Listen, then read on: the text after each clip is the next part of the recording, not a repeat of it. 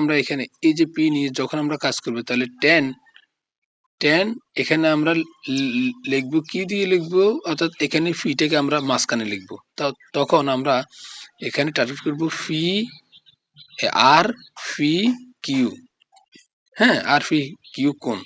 তো আমরা এখানে লিখলাম আর ফি কিউ কোণ ইকুয়াল, অর্থাৎ এই কোণের আলোকে এখন কিন্তু বিপরীত বাহু হচ্ছে এটা এবং এটা হচ্ছে সন্নিহিত বাহু। তাহলে আমরা এখন কি লিখবো, কিউ আর বা আর কিউ হচ্ছে আমাদের বিপরীত বাহু আর কিউ ডিভাইডেড বাই এরপরে সন্নিহিত বাহু কত আমাদের বা লম্ব, এখানে ফি কিউ, এখানে আমরা ফি কিউটা এখানে পাচ্ছি।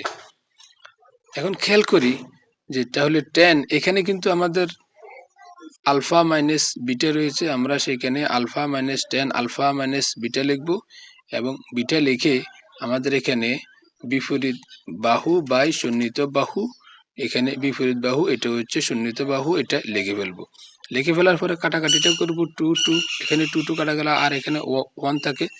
তাহলে এখানে ten alpha minus beta equal এখানে যে 1টা এই 1 আর এবং √3 আমরা এখানে নিয়ে আসবো।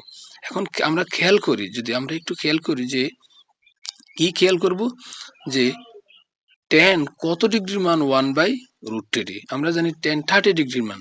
সো আমরা এখানে 1/√3 না লিখে টেন 30 ডিগ্রিটা লিখবো এবং লেখার পাশাপাশি আমরা এখানে কাটাকাটি করব, টেন কাটাকাটি করব আর এখানে আমাদের থাকে alpha minus beta equal 30 degree.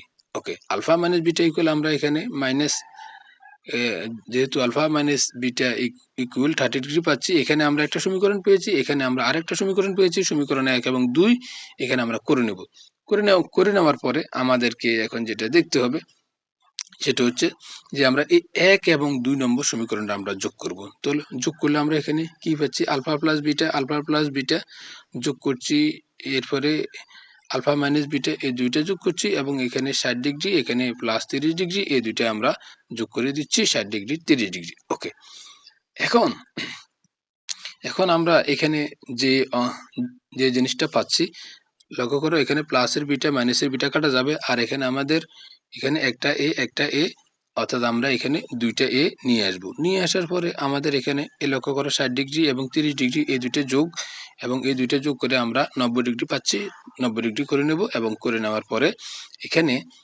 2a equal 90 degree আমরা পাচ্ছি। তাহলে 2 এর সাথে বা আলফার সাথে 2 এর সম্পর্ক হচ্ছে গুণের, এই দিকে আসলে হয়ে যাবে ভাগের, অর্থাৎ 90 দ্বারা 2টাকে ভাগ করতে হবে। আমরা জানি 90 দ্বারা 90 ডিগ্রিকে 2 ভাগ করলে সেটা হয়ে